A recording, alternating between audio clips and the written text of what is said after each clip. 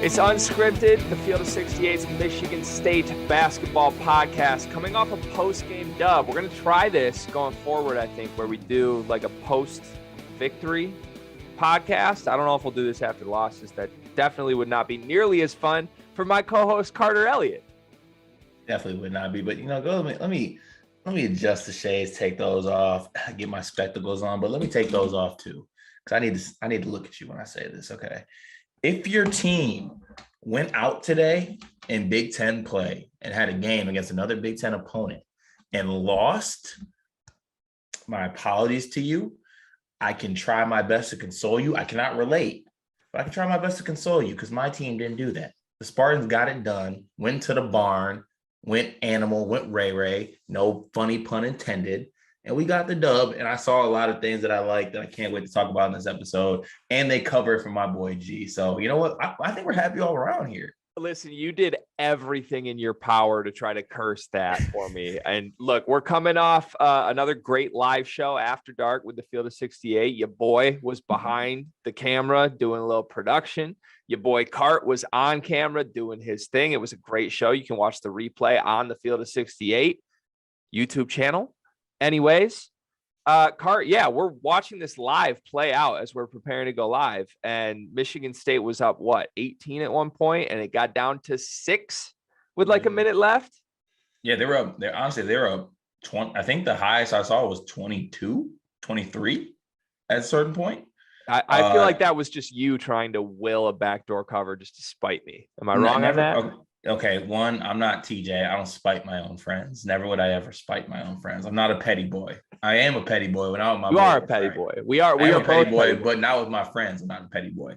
But Greg, I'm very interested because we didn't get to talk about the game much during the actual game. You were doing some other things, so I think this is gonna be a good episode because I think it's gonna be really fresh and live reactions from both of us, and I'm interested to see kind of me and you are on the same page of what we saw from Michigan State.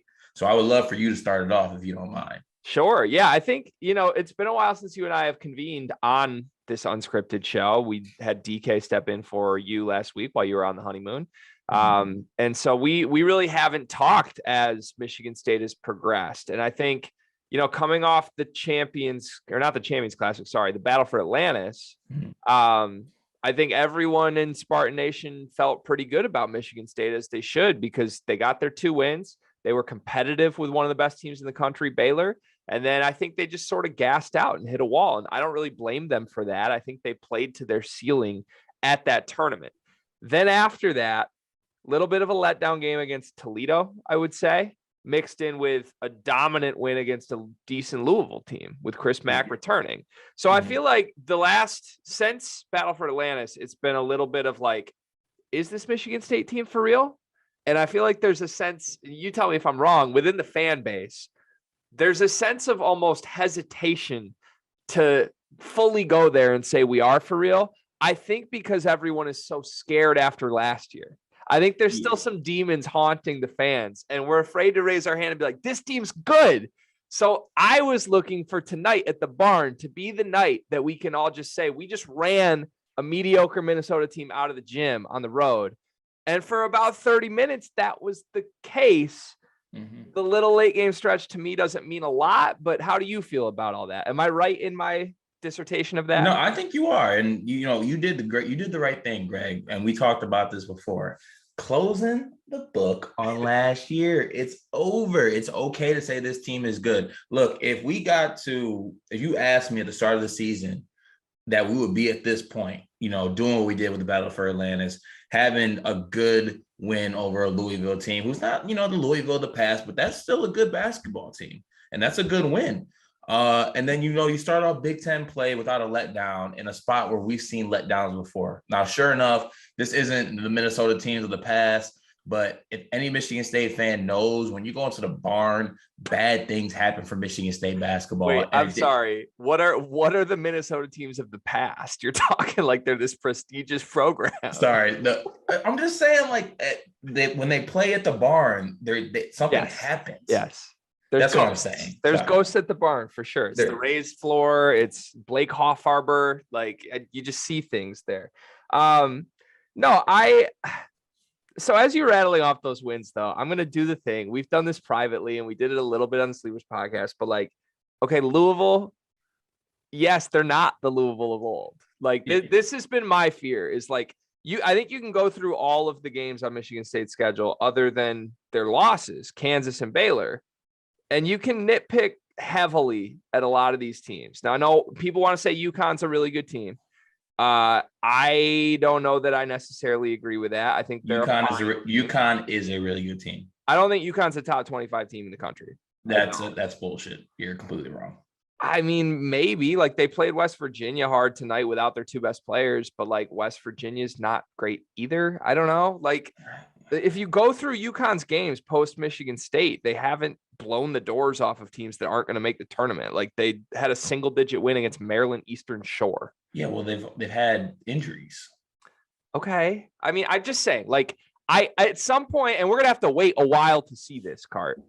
At some point, I want to see Michigan State match up with a top 25 team that we know is a top 25 team and do what they've done to all the non-top 25 teams they played. Because when they have played Baylor and Kansas, those games are competitive for 20 minutes, and then all of a sudden they're not. True. Okay. Yeah, I'm with you on that one. I'm all for discrediting, like the Butler win. No, that discredit the hell out of that. I know Hinkle's rocking. I know it is, but Butler is big smelly. Okay. I don't care about that win against Oklahoma. That was fluke. Oklahoma blew that. That team is not good at basketball. Okay. So no, that wasn't a good win. But, the Loyola one was good. I'm a firm believer that UConn is a top 25 team, and I think that is a really good win for us.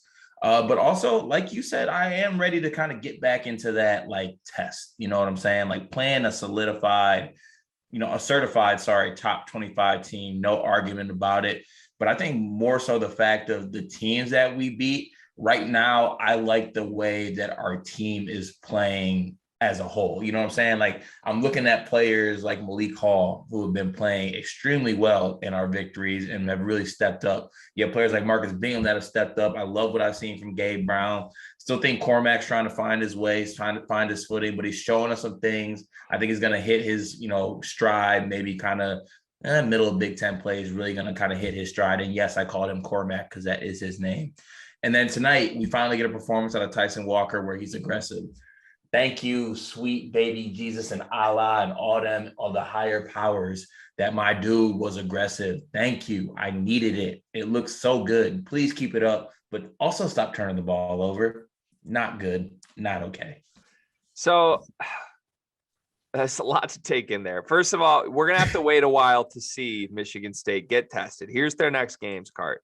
Home to Penn State, at Oakland, home to High Point, at Northwestern, home to Nebraska. And then all of a sudden it's January 8th and they make a little road trip across the state to Ann Arbor. So I fully expect Michigan State to go 5-0 in those games. I fully expect Michigan State to be 13-2 and a top 10 team in the country taking a bus trip to Ann Arbor. But I want to caution everyone that 13-2 is quite a 13-2 if they get there. Because that 13-2 is kind of the same as a Minnesota 7-0, kind of. Yes, that's what I would say. And to your point, Loyola is a great win. To me, that's their best win by far. The fact that they struggled in that game and then scratched and clawed and pulled it out at the end, very impressive to me. I'm not saying they haven't been impressive. The UConn win was very impressive.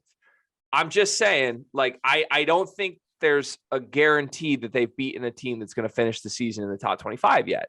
And the two teams they have are games that ended up being 10 to 13 point losses. And also to go at that point, it's okay to say that too. Yeah. Like it's okay to be like, okay, we're 13-2, but like who we really beat? That's okay. Like you go out there, they make the schedule. You got to go out there and play the games and you got to win them. Being 13-2 will be amazing, but also it's okay to kind of take that with a grain of salt and be like, okay, we're beating Big Ten teams that we should beat. And right now, we at the start of the season, we went through the first like 6 games of the Big Ten and we were like, okay, maybe we'll come out like 4-2 or something. Yeah. But, you know, from as what we've seen so far with this team, they've been impressive up until this point. Now the standard's a little higher with this team. Okay. So we expect them to be 13-2 when we get to that point. And it's okay to say that, you know, we didn't really beat any good opponents, Big Ten opponents leading up to that game. You just got to win the games. Yeah. MSU is taking care of business. And to your point, expectations have been raised. It's not too different from a little thing that I did a year ago with daily picks. Started rolling it out, thinking, oh, maybe I might track my record, see what happens. Maybe I'll go 500. Who knows? Put together a nice little record, Cart. All of a sudden this year, start out a little cold. 3-4 games under 500 with 2 weeks into the season. People are looking at me sideways. People are talking about the misses. All of a sudden, 5-3-0 days in 8 days, Cart. Now expectations are raised yet again. And that's, look, credit to Michigan State because they're taking care of business. And while I'm talking about betting, Cart, we have to mention BetRivers.com, our betting partner on the Field of 68, our favorite place to make a bet. Did you bet Michigan State in this game? You know, I was on MSU -6.5 at BetRivers. I did not bet with BetRivers on this game because I was more close to hitting the 1-800 gambling hotline number than I was to placing a bet on Michigan State. But it's okay, though, because we had a couple games tonight where we bounced back, and I also threw a little bit on Michigan State money line on BetRivers. So I feel pretty good. Thank you to the great folks at BetRivers for making it so easy for me to place bets and win. I really appreciate you. Attaboy, scratch and claw, Cart. You're never out of it. Tomorrow's a new day. Let's talk about some specific things that happened in this game because there were some very interesting developments, I would say. And the biggest one to me is the fact that we saw legitimate small ball from Michigan State. Now, my question is, I don't know if this was by design. If I had to guess, I would say it was not. I think this was a result of foul trouble and maybe an injury scare as well. But let's just run through the numbers because as much crap as Joey Hauser's gotten and the 4 position in general has been, you know, picked apart by this fan base and media members. Tonight, Hall and Hauser, 47 minutes, 25 points, 17 rebounds, 4 for 7 from 3. And then you go to the 5 spot, Marcus Bingham, Julius Marble, Matty Sissoko, 32 minutes, 7 points, 3 rebounds, 1 block. So they basically got nothing from their center spot tonight. They got a ton from their 4 spot. And we got our first look at Hall and Hauser together on the court. Very interesting to me if that becomes a thing long term. What are your thoughts? Yeah, and I actually, when we, said we were doing this episode tonight, I did make a note to myself that I did want to make sure that everyone is giving Joey Hauser his props for this game. This was a game where Marcus Bingham had that injury scare, also had foul trouble as well, and we needed him to step up. And I thought that you look at his stat line: 10 points, 7 boards, 2 assists in 25 minutes, shot pretty solid, 2 or 3 from 3. Didn't really do anything absolutely crazy. Still was the Joey Hauser on the defensive end that we know. I mean, he was dog food in the post, but that is what he is. But I thought he brought a lot to the game today, and it was good to see him taking shots. I thought he was taking them with confidence. And it might be a situation moving forward where we have to look at the 4-man estate as kind of like 4 men, look at Hall and look at Hauser as one. So, you compare the 2 stats right there, and we're getting so much production out of our 4 spot. And Malik Hall I can't say enough good things about him. And when he plays well, this Michigan State team looks so goddamn good. Like, the games that we look the best in is when Malik Hall has really good games. And in 22 minutes today, he had 15 points, 9 rebounds, and 4 assists. Like, that is a unbelievable game. I thought he played within himself. It was very impressive to see. And he's kind of hit a stride after a slow start to start the year. So it's really good to see. Yeah, I mean, I totally agree. If Malik Hall becomes the guy at the 4 for this team, then this is a different ceiling for this Michigan State team. I'm a little not concerned, but just questioning why it's not there yet. And I think the fan base is too. Obviously, with Hauser struggling, it's like, why aren't we just giving more minutes to Hall? But like I've pointed out on this very show in the past, Hall has been really inconsistent. Like, as good as his good games are, his bad games are pretty bad. He turns the ball over a lot. He'll go entire games where he doesn't score, and he's like 0 for 6, 0 for 7 from the floor. I think, Tom Izzo's smart, right? Like, news alert here. Tom Izzo's smart. he's not starting Clip Joey that. Hauser for shits and giggles. Like, there has to be a reason that a guy he named captain is coming off the bench on this team, despite what Malik Hall is doing. And now it's time for my every episode Joey Hauser metaphor. Last week, I think you missed this one unless you listened to the show. Last week, I compared Joey Hauser's play and processing plays to me forgetting how to jump rope and trying to jump rope for the first time in 15 years. Here's my new one. First of all, he remembered how to jump rope again. He looks like he knows how to play basketball again. Second, you can't get mad at your dog if you give your dog a pint of ice cream and then your dog throws up everywhere on your carpet. Like, you can't get mad at Joey Hauser for being food when he's trying to guard the post. Like, he is Joey Hauser. Now, just because Joey Hauser can't guard the post and just because my dog can't eat a pint of ice cream doesn't mean there aren't things I love about my dog. My dog's a good boy. I throw a tennis ball in the backyard. My dog is getting that shit. He's bringing it back to me. Okay. Joey Hauser can do things and people need to accept that. And honestly, people need to start saying it because Joey Hauser had a great game tonight. And I want to hear people as loud as they are when he has a bad game saying Joey Hauser was an important piece of this win, because he was. And that's a huge thing for this Michigan State team. Yeah, definitely. And first of all, elite metaphor, by the way. I really like that metaphor. And it's true. I think one of the main things that the fans and people have been struggling with Joey Hauser is that he has been food in the post on the other end, but you're not getting anything on the other end. So it's like it's not really offsetting. It's just a negative. You know what I'm saying? So if we can consistently get this out of, if we get this version of Joey Hauser, I am ecstatic. Like, I'm completely fine with that. We need him on the offensive end. We need him to rebound. I mean, he's obviously, he had let's see, 7 boards today. Like, that, we need that out of him, especially with this team that we can struggle with defensive rebounding and sometimes. So it's really good to see. And then to go back to your Malik Hall thing, it's really good to see Malik Hall playing well. But, you know, in my experience as a basketball player, one of the things that coaches really love is that they can depend on a player and know what they're going to get out of a player every single time he's on the floor. Like, consistency is a great trait to have as a basketball player, that you can be able to throw him out there and throw the guy out there and know what you're going to get and know what you're going to do. With Malik Hall, sometimes it is feast or famine. Right now, it's feast.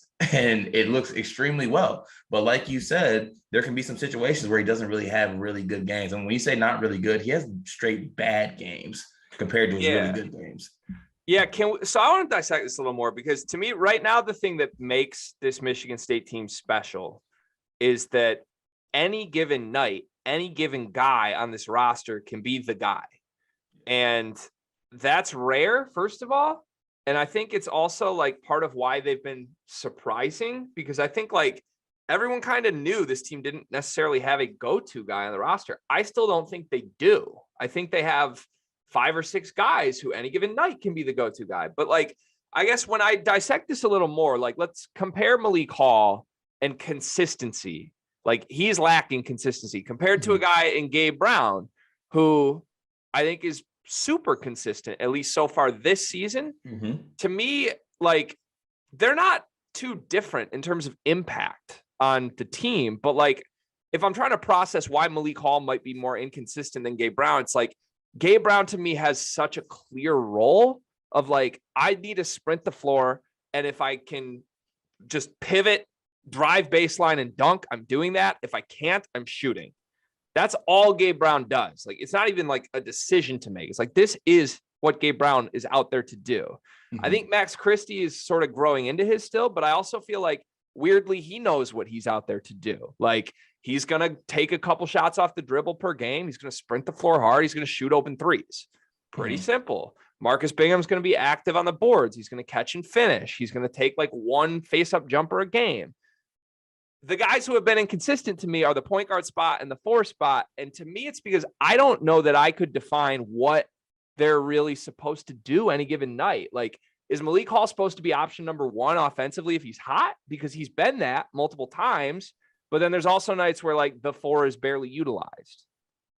Yeah, I struggle, and I wish I had an answer for that, but I really don't. In my head, the best version of this team is Tyson Walker being able to take some of the scoring load off of some players. So when you have inconsistencies from a player like Malik Hall, we need guys like Tyson Walker to step up and score the ball because he has the ability to do so. And, with a guy like Malik Hall, because he is sometimes inconsistent, we kind of got to depend on Joey Hauser to be somewhat consistent at what he does. And that's, hitting open shots, taking open shots, and, rebounding the basketball. So if we have a situation where, we know that these guys got to step up when the other guy's not, I think that'll be okay. But it also is not okay because then you're really going into every single night not knowing what you're going to get from the point guard position or the 4 position.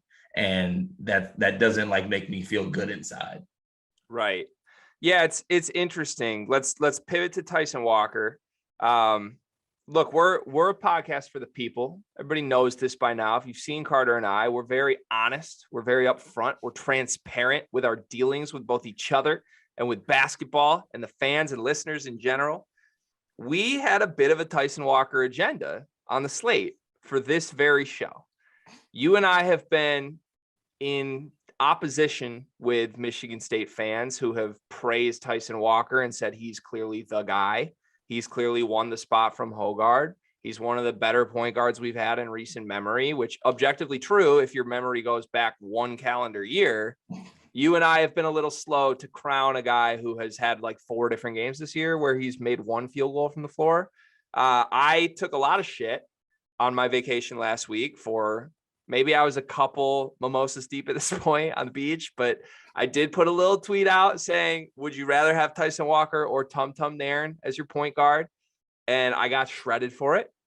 I had some nice back and forth with some people actually willing to engage in a discussion because I don't think Tum Tum's as bad as Michigan State fans think they are. That's not me dissing Tyson Walker by saying that a point guard who started in a Final Four and was a really good defender and a really good transition initiator.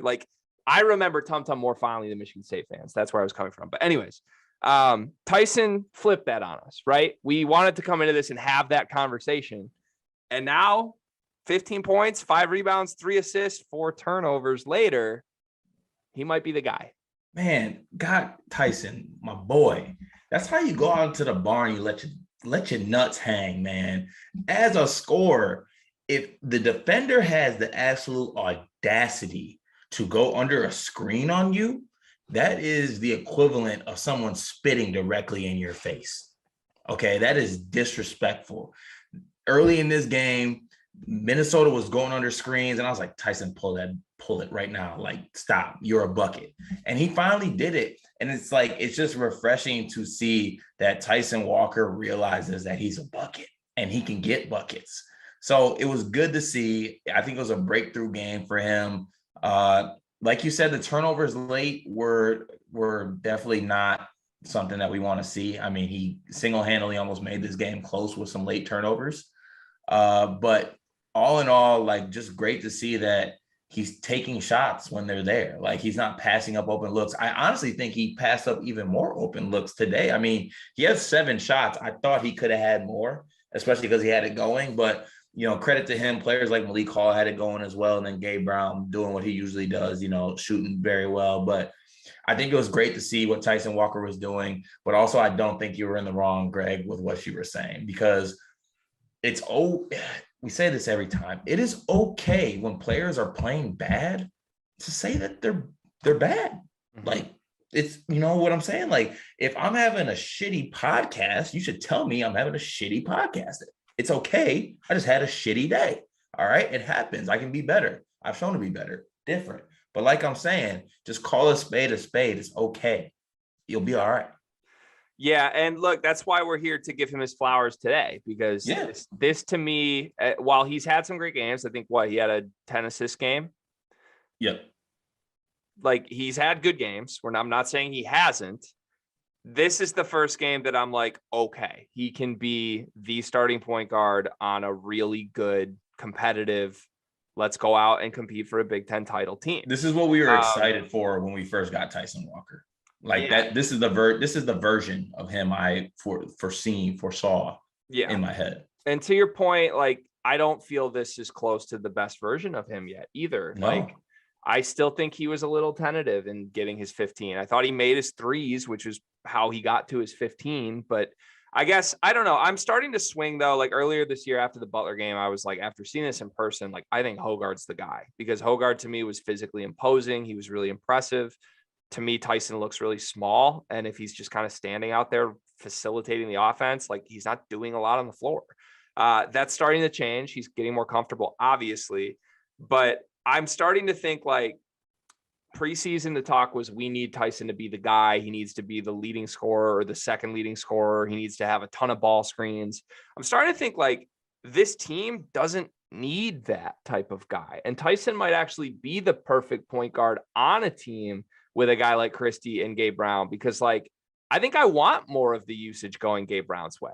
I think I want, like, a point guard who's not going to force 20 shots a game, and, like, on a team that any given guy can beat you, he's going to find the hot hand and he's going to get shots to that hot hand. I think Tyson's done a quietly really good job of that I probably haven't given him enough credit for.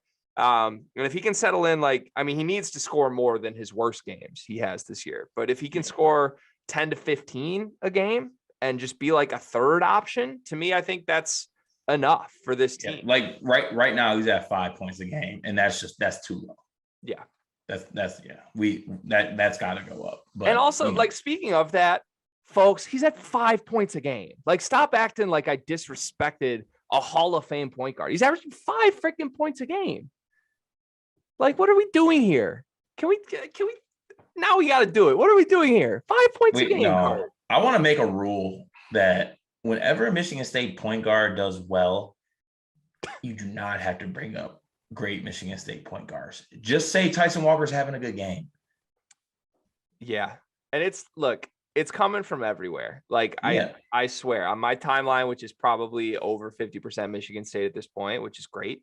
There's just a lot of, like, oh my gosh, this guy reminds me of this all-time great Michigan State player. Like, we don't need to do that. This would honestly, like, look, and I love you. If I don't know if he's going to listen to this, Dan Solja, he's the nicest person ever. He's a fantastic writer. He's part of SpartanHoops.com. He does great work over there. Love the guy. But I gave him shit tonight because he tweeted out starting to see some Cassius Winston and Tyson Walker.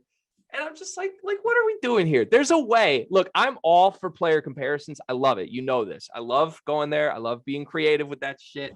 But there's a way you have to do it. There are guidelines you have to follow. You can't compare a first-year guy who's averaging 5 a game to your national player of the year. Like, you could go a step down and be like, ooh, like, I kind of see a little Keith Appling in Tyson Walker. I'm all for that. Go ahead. But, like, your Mount Rushmore guys, you don't compare to guys that average 5 a game.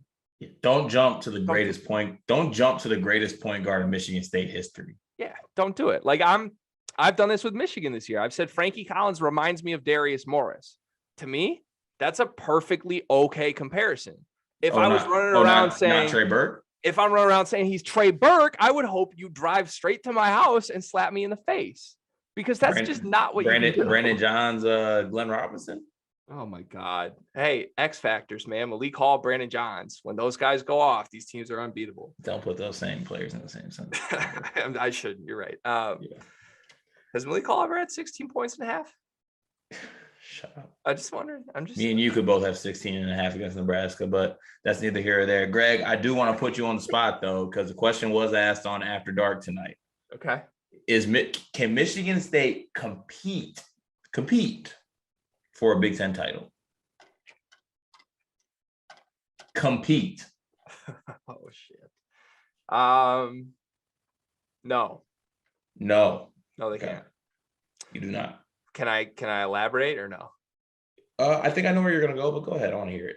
So I think Michigan State will factor into the conference title race. And this is basically my preseason take. I said they'd finish 4th in the conference. Mm-hmm. I didn't ever feel that they would be like, a month left in the season with a legitimate chance to win the conference. But I think they're going to steal games from the big 3 that will end up determining who wins the conference. And honestly, I shouldn't even refer to it as a big 3 right now. I should refer to it as a big 1. This is Purdue's conference to win. Yes. To me, no matter how well Michigan State does, I don't think they can get there. Now I think there are some other teams that could, like, I think I could squint and see Ohio State getting there. I could see Michigan getting there. I could see Illinois getting there. And I think Michigan State's going to take a lot of games from that group of 3 teams and end up probably helping a Purdue team win, because Michigan State will probably knock off the other teams. So to me, I'm still firmly in. They're going to finish top 4 in the conference. I just don't think they can touch Purdue. Yeah, I think, and to me, firmly in the top 4. I'll go ahead and stretch for the compete word there. Right now, it's hard to say that because with this Purdue team, they're on a whole nother level. Like, they could end up winning this conference by 4 to 5 games, or pretty comfortably, whatever the number is. Now, that's not to say that, Michigan State can't catch Purdue in the title game of the Big Ten tournament and, win that one game against Purdue and win a Big Ten, conference tournament title. But I think Purdue is on another level right now. So I'm not even mad at you for saying that Michigan State can't compete for it, because that just speaks to how good Purdue is right now. Like, that is a scary, scary team. Yeah. I'm afraid to play those dudes. And I think we're going to get confirmation of what Purdue is, honestly, on the road against Rutgers tomorrow night, or whenever you listen to this. It could already be done. It could be the same day. But, like, to me, they're 12.5-point favorites on the road in a kind of notoriously dicey place to play in the Big Ten. Like, even the bad Rutgers teams have been kind of hard to play at Rutgers. So to me, if Purdue blows Rutgers out at Rutgers, it's like, okay, I don't know who else is doing that. I can't believe you just gave me shit for the Michigan, or for the Minnesota barn comment, and then you try to pull out on me the historical diciness of the RAC and the Rutgers teams. I mean, if you had said Minnesota's a dicey place to play, I would say that. But you said this Minnesota team doesn't have the prestige of past Minnesota teams. You're right. Okay. I'll get that. Richie Pitino deserves a statue? Like, come on. You're right. Okay. I only have one other thing on my list. And if you have others, we can definitely stick around and talk, because I'm greatly enjoying this right now. It's not like it's 2 a.m. Eastern time or anything like that. Max Christie. You know it's 1, right? Well, I was elaborating for the sake of the show, but there's some honesty. I don't want to lie to the people. I'm sorry. You're right. I'm sorry. You caught me in a trap. Max Christie, not playing his best ball lately, I would say. How concerned are you? I'm okay. If I had to put it on a scale of like 1 to 5, and 5 is concerned, I'm like in the middle. I'm at 2.5. If that makes sense. Like, I thought that this would happen, but I thought by Big Ten play, he would kind of be what we thought he was going to be. Now, there's a lot of good things about Mac. Like, Cormac being on the floor looks good. Okay. Like, even tonight, he didn't shoot that well. 1 of 6 from 3, 3 of 9 from the floor. But, 5 rebounds, 3 assists, 3 blocks. He gave the team some good minutes. And I just think it's a case of his shots just not falling right now. I don't think he's taking bad shots. I just really don't think the shots are falling right now. And sometimes, unfortunately, that happens in basketball. But I'm not necessarily worried, to be honest. I think 2.5 is me even being just scared. Like, I'm not too concerned. Yeah, he doesn't look uncomfortable to me. It's not like he's making mistakes. Like, to me, it's just the ball's not going in. However, I'm a numbers guy. Had to pull a little Max Christie stat for you. So I isolated, if you look at Michigan State's schedule, right, they've played 10, 11 games now? I think 11. 10. 10. Okay. 6 of those games have been against what I would consider good opponents or high major opponents, right? Kansas, Loyola, UConn, Baylor, Louisville, Minnesota. Taking out the scrubs that they've played, I'm taking out Butler because Butler stinks. In those 6 games against good opponents, Max Christie's numbers: 6.3 points per game, 28% from the floor, 13 of 46 shooting, 25% from 3, 5 of 20 from 3. At some point, that becomes like the KenPom tier A numbers versus tier B numbers. Max Christie has not had a great game against a good opponent yet. So I'm kind of waiting on that to happen. Again, Michigan State doesn't play very many good opponents for 3 more weeks, but I'm keeping my eye on that as they get into the thick of the Big Ten race, because so far that's the one test he hasn't passed. It sounds like a great lineup of teams to find that jumper. Just hey, Cormac, let it fly, my boy. Find that jumper. I know it's there. I'm not too concerned about it. I'm also going to officially state that you are the reason he has not been able to find a shot, because this Cormac bullshit is so dumb and it's not working. And this is officially the Cormac curse. Until you give up calling him Cormac, I believe Max Christie will not make shots at the rate that Max Christie can. Okay, well, I'll just save it until we play Michigan and I'll start calling him Max. There you go. Well, for now he's Cormac, because that's actually his name. You act like I'm giving him a pet nickname or something. His name on his birth certificate is Cormac. Yeah, I mean, he's shooting the ball like a guy named Cormac and not a guy named Max. So if you think about it, honestly, those two names aren't that different. Yeah, I mean, Manny Harris was Copriel Harris. You hear me running around calling him Copriel. Okay, first of all, it's Copperdale. No, it's Copriel. We can Google it on the side. It was Copriel. Yeah, sure. All right. Anywho, I do have one last point. Not really anything of just complete substance, but I just want it to be known that as a fan base, Michigan State fans should be extremely happy of where our team is at right now. So be happy with this 8-2. Don't get too high though. Don't overblow it. It's really good, but let's find some peace. Let's find some chill. Okay. But at this point, we are in a really good spot and we need to keep it up and, finish strong. Not finish strong, but finish this stretch of games going into our harder part of the schedule with a pretty good record with a little leeway there for some losses that I think are going to come later in the Big Ten season against like those really good teams. But at this point, if, throw a smile on the face, be happy about it. I really like where Michigan State basketball is at right now. And it's nice being the best basketball team in the state currently. When you said that on After Dark today, I almost texted you because I'm not convinced Michigan State would beat Michigan today. I was a week ago. I'm not convinced today. I'm convinced. How much better is Minnesota than Nebraska? A lot better. 40 points better? Yeah. Nebraska's bad. Okay. Nebraska is really so you were more impressed by Michigan State's 8-point win at Minnesota than Michigan's 43-point win at Nebraska? Yeah. All right. Good to know. Let me know. I have 2 rapid fire questions for you, then we can get out of here. Okay. Finish or fill in the blank on this. Michigan State finishes blank in the Big Ten. I know it's rapid fire, but I want to think about my teams before I do this. 4th. Okay. So we're on the same page there. All right. I'm going to read off. I already did earlier, but I'm going to go game by game. And I want you to say stop when Michigan State loses their first game. Okay. Home to Penn State. At Oakland. Home to High Point. At Northwestern. Home to Nebraska. At Michigan. Home to Minnesota. Home to Northwestern. At Wisconsin. Stop. All right. So that would be 16-2 going to Madison against a Wisconsin team that came back from 25 against Indiana tonight. Yeah, because their coach took a little nap because he was tired. By the way, we have to do this. I'm sorry, but did you hear Mike Woodson's quote pregame before this game? No, what'd he say? They asked him, like, what have you seen in Wisconsin so far this year? And he was like, oh, man, really, really good team. Like, when they get down, they'll press you.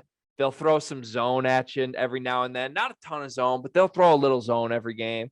Like, Wisconsin does not press and does not play zone. Yeah, like what?